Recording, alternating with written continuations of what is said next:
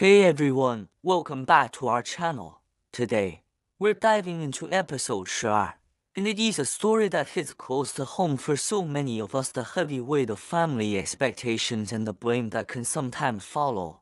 Let's get right into it. The story starts with a phone call that no one ever wants to receive.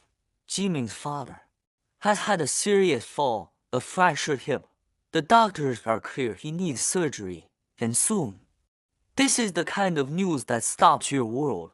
For Jieming, it wasn't just about a medical emergency. It was the start of an emotional storm that would shake his entire life. As soon as he hung up the phone, another call came in. It was his mother.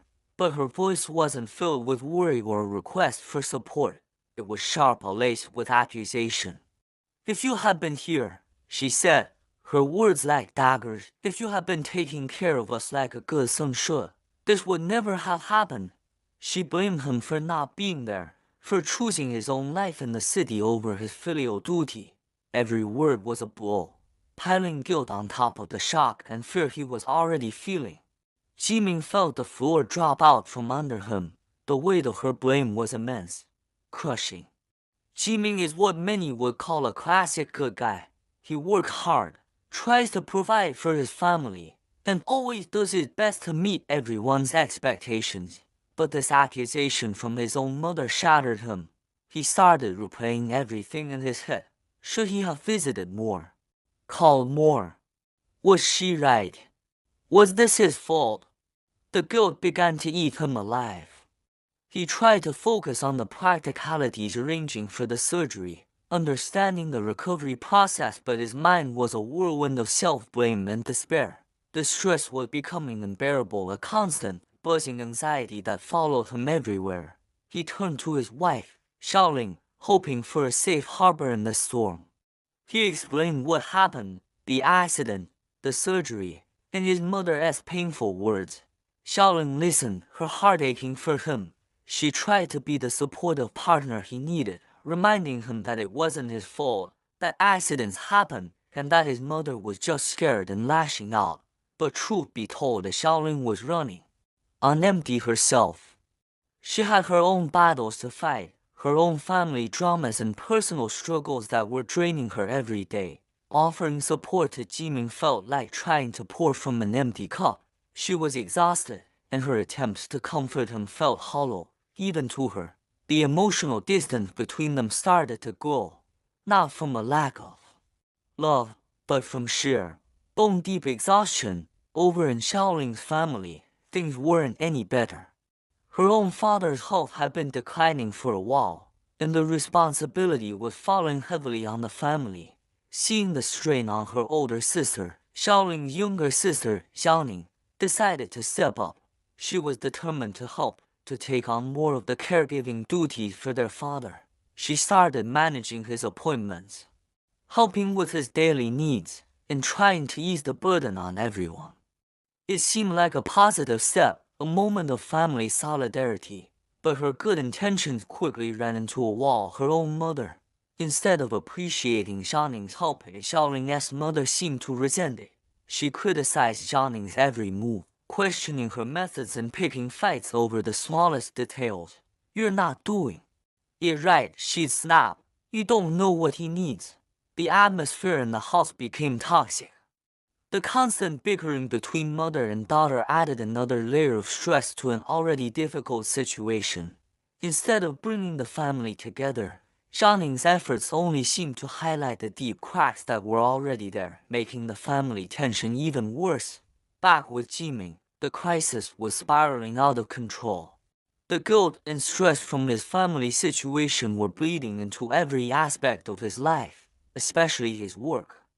At the office, he was a ghost of his former self. He couldn't concentrate in meetings. His mind would drift back to the hospital, to his mother's angry voice. The deadlines he used to meet with these now seemed like insurmountable mountains. He'd stare at his screen for hours, the words blurring, his thoughts a tangled mess of worry and self-reproach. His colleagues started to notice. His boss, who once praised his efficiency, was now sending him emails with subject lines in all caps. Jieming knew he was falling behind, He tried to catch up, staying late or working weekends, but his mind was just not there. He was making simple mistakes, missing key details. The pressure mounted, both at home and at work, until it reached a breaking point. One afternoon, he was called into his manager's office. The conversation was brief and brutal. His performance had collapsed. He missed too many critical deadlines. The company had to let him go. Jieming walked out of the building in a daze, clutching a cardboard box with his personal belongings. He had just lost his job. He felt like he had lost everything. So here we have it. Jieming is unemployed, crushed by guilt, and alienated from his wife. Xiaoling is emotionally depleted, caught between her husband's crisis and her own family's implosion. Her sister Xiaoning is being punished for trying to help. This isn't just a story about a series of unfortunate events.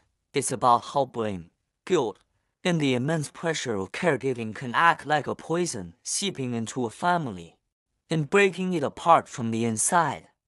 When we're under stress, it's so easy to point fingers, to find someone to blame for our pain.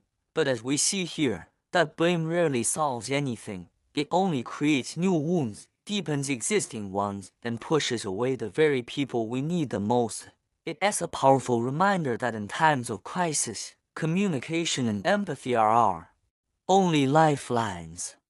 It is also a stark illustration of the sandwich generation, each pipe being squeezed between caring for aging parents and managing their own careers and lives. The emotional toll is immense, and without a strong support system, it's easy to crumble. Jieming's story is a difficult one, but it's one we need to talk about. How do we support each other without burning out? How do we handle parental expectations without losing ourselves? We'll be exploring these questions and more as the story continues. What do you think Jieming should do next? How can these families start to heal? Let me know your thoughts in the comments below. And if you're going through something similar, remember you're not alone. There are resources available to help with caregiver stress and mental health. Please don't hesitate to seek them out. Thanks for watching, and I'll see you in the next episode. Don't forget to like and subscribe for more.